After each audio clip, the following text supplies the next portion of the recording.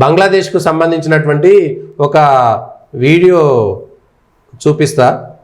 ఆ వీడియోకి సంబంధించినటువంటి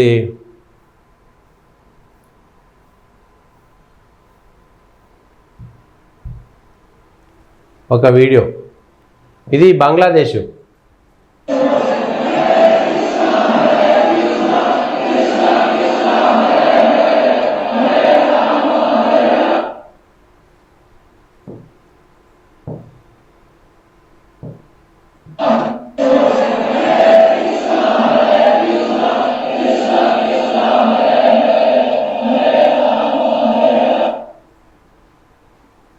ఇది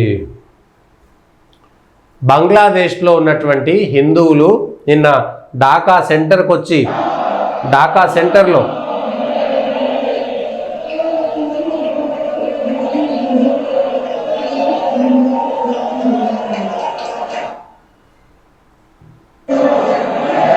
ప్రపంచంలో ఎవ్వరు మైనారిటీల కోసం మాట్లాడేటువంటి వాళ్ళు లేరు.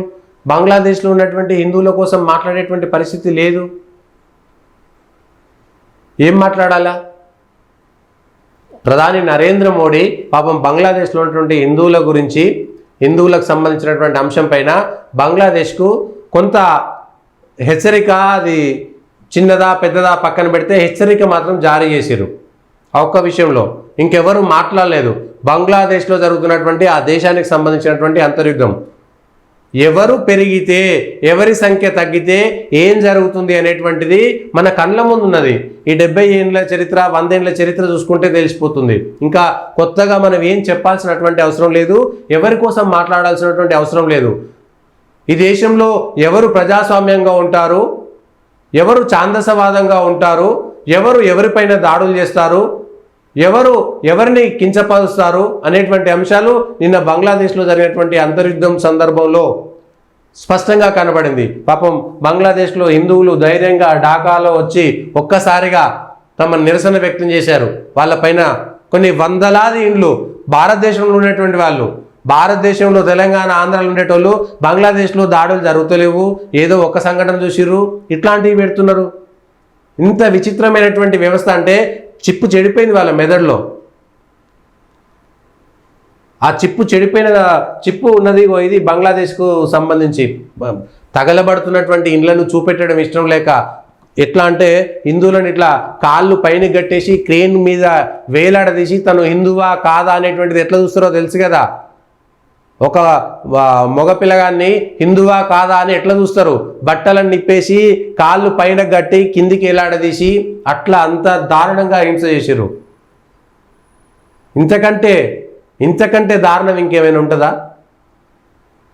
ఇవాళ కొత్త కాదు. బంగ్లాదేశ్ ఏర్పడ్డప్పుడు కానీ, పాకిస్తాన్ విడిపోయినప్పుడు కానీ, 1971లో కానీ 47లో కానీ కొన్ని లక్షలాది మంది హిందువులే బాధితులుగా మిగిలారు. ఇది స్పష్టంగా. కాకపోతే చరిత్రలంతా ఉల్టా రాశారు. ఎక్కడంటే దాడి చేసినటువంటి వ్యక్తి ఎవడైతే వేటగాడు ఉంటాడా, వేటగాడి తరహాలో మన చరిత్ర వచ్చింది. వేటగాడు రాసినటువంటి చరిత్రను మనం చూసినాం, కానీ చచ్చిపోయినటువంటి పక్షి చెప్పినటువంటి మన చరిత్ర మనం చదవలేకపోయినాం. అట్లాంటి చరిత్ర మనం ఇవాళ భారతదేశంలో చూసుకుంటున్నాము. అందుకే ఇవాళ కంచెల అవతల పాపం బంగ్లాదేశ్లో ఉండేటువంటి హిందువులు పొట్ట అరచేతిలో పట్టుకొని వచ్చి నిల్చున్నారు. వాళ్ళని తీసుకురమ్మంటే భారతదేశంలో సిఏఏ ఎందుకు పెడతారు, ఓన్లీ మైనార్టీలకే పెడతారా, బంగ్లాదేశ్ నుంచి ఎవడు వచ్చినా పెడతాడు, బంగ్లాదేశ్లో ఎవడు చచ్చిపోతున్నాడు, ఎవడు బతుకుంటుండ అనేది సిఏఏ సందర్భంగా చర్చ జరిగిందిగా దేశవ్యాప్తంగా. స్పష్టమైనటువంటి ఉదాహరణలు ఈరోజే దొరికినాయి. పెట్టినాక 2 ఏళ్లకు 3 ఏళ్లకు సిఏఏ సిటిజన్షిప్ అమెండ్మెంట్ యాక్ట్ పెట్టినప్పుడు ఈ దేశంలో ఉన్నటువంటి కొన్ని కుక్కలు మొరిగినాయి కదా, ఆ కుక్కలకు సమాధానం పాపం ఇది జరగకూడదులే, కానీ ఎవరైతే సిఏఏకి వ్యతిరేకంగా మాట్లాడినటువంటి కుక్కలు ఉంటాయో ఆ కుక్కలకు సరైనటువంటి సమాధానం దొరికింది ఇక్కడ మనకు. బంగ్లాదేశ్ నుంచి ఎవరిని మన భారతదేశంలో తీసుకొచ్చి పౌరసత్వం ఇవ్వాలనేటువంటి అంశంలో ఈ దేశంలో ఉండి ఈ దేశం తిండి తిని ఈ దేశం గాలి పీల్చినటువంటి కుక్కల కొడుకులేమో పరదేశం పాట పాడుతుంటే ఆ దేశంలో పాపం చిక్కుకొని విలవిల్లాడుతున్నటువంటి మైనార్టీలకు మనం మాత్రం ఇవ్వకూడదా? అక్కడ అన్ని అనుభవించినటువంటి కుక్కల కొడుకులు భారతదేశంలో అక్రమంగా చొరబాట్లకు వచ్చి ఇక్కడ ఆధార్ కార్డులు, రేషన్ కార్డులు, ఓటర్ కార్డులు తీసుకొని చెలామణి అవుతున్నటువంటి వాళ్ళకేమో మనం మీ వేరే పేర్ల మీద వాళ్ళందరినీ ఎగేసుకుంటూ పోతాం, ఓట్లు గుద్దుతారు కాబట్టి. వీళ్ళ పరిస్థితి ఇంత దారుణమా?